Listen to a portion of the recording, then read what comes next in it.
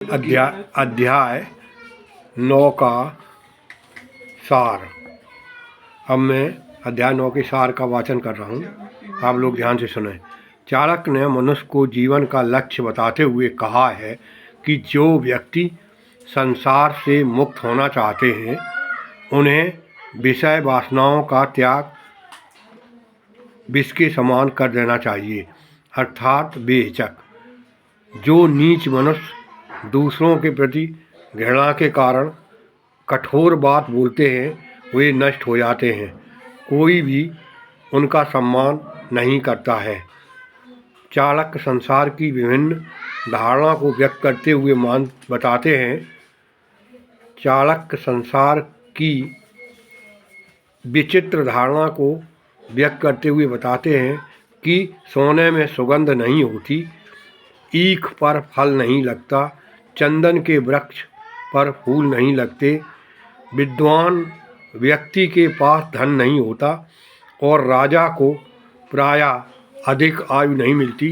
ये बातें देखकर ऐसा लगता है कि परमेश्वर ने यह कामना करते हुए बुद्धि का सहारा नहीं लिया, अर्थात भूल तो किसी से भी हो सकती है, काश परमात्मा ने ऐसा किया होता। चाणक्य कहते हैं कि अमृत सबसे उत्तम औषधि होती है, क्योंकि इससे मृत्यु रोग से मुक्ति मिल जाती है। सबसे बड़ा सुख भोजन की प्राप्ति है। ज्ञानेंद्रियों में सबसे उत्तम आँख है और शरीर के अंगों में सबसे श्रेष्ठ मनुष्य का सिर है। ब्राह्मण की विद्वता बताते हुए चाणक्य का कथन है कि आकाश में कोई गया नहीं, सूर्य चंद्रमा तक कोई पहुंचा नहीं, परंतु जिस विद्वान ब्राह्मण ने उनकी गति उनके ग्रहण से संबंधित ज्ञान दिया है और भविष्यवाणी की है, उसे विद्वान मानने से संकोच नहीं करना चाहिए। अर्थात पृथ्वी पर बैठे बैठे जिसने इन आकाशीय घटनाओं का पूरी तरह से सही आकलन कर लिया वह अवश्य सराहना के योग्य है। चाणक्य ने अनेक स्थानों पर कहा है कि व्यक्ति को संसार में सतर्क होकर जीवन बिताना चाहिए। विद्यार्थी, नौकर, यात्री और भूख से दुखी, डरा हुआ व्यक्ति और द्वार रक्षक, इन्हें सदा जागते रहना चाहिए। यदि इन्हें सोता देखें तो इन्हें जगा दें। लेकिन राजा, सांप, बाघ, जंगली सूअर और दूसरे का कुत्ता तथा मूर्ख व्यक्ति यदि सोए पड़े हों तो इन्हें जगाना नहीं चाहिए, ये सोए ही हितकारी होते हैं।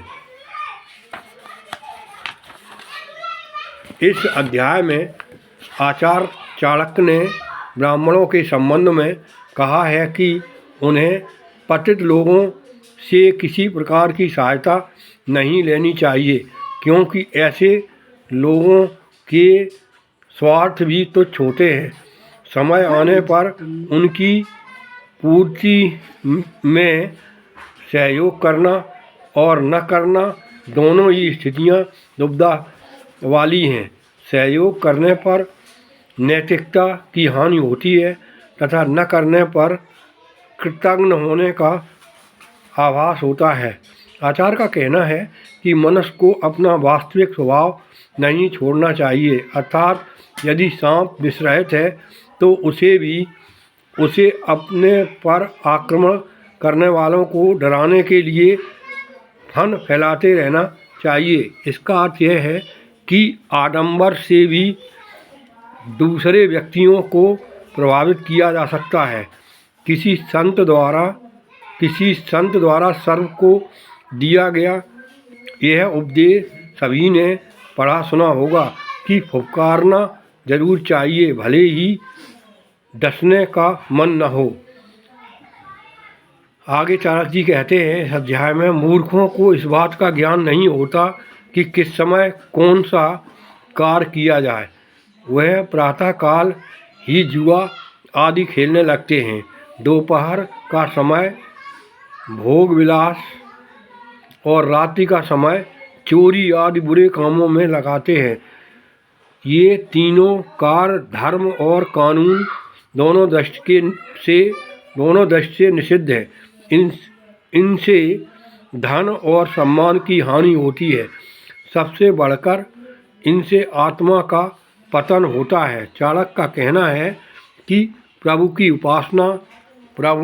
उपासना व्यक्ति को स्वयं करनी चाहिए। प्रभु की उपासना व्यक्ति को स्वयं करना चाहिए। जिस प्रकार भूख प्यास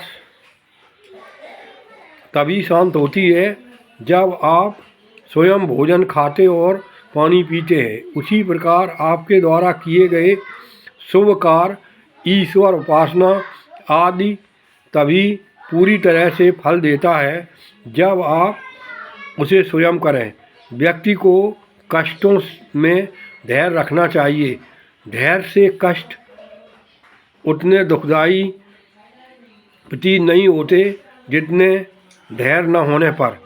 अनुभव में तो यह भी आया है कि धैर्य दुख को कम ही नहीं करता बल्कि सुख को भी साथ के साथ उजागर कर देता है।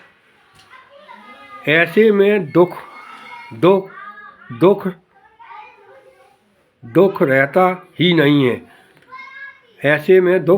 रहता ही नहीं है। श्री कृष्ण ने गीता में धैर्यशील को अमृत का अधिकारी माना है।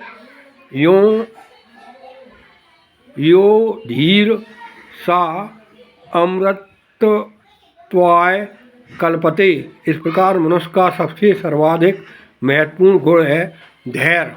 मनुष्य को धैर्य रखना चाहिए और धैर्य करते हुए आगे बढ़ना चाहिए। जय हिंद, जय भारत, वंदे मातरम। भारत माता की जय जयकार हो।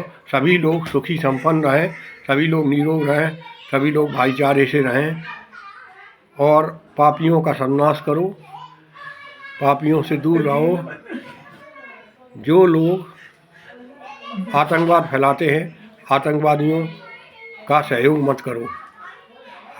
विश्व में हरित क्रांति लाओ, अधिक से अधिक पौधे लगाओ, विश्व में हरित क्रांति लाओ। जय हिंद, जय भारत, वंदे मातरम। भारत माता की जय जयकार हो।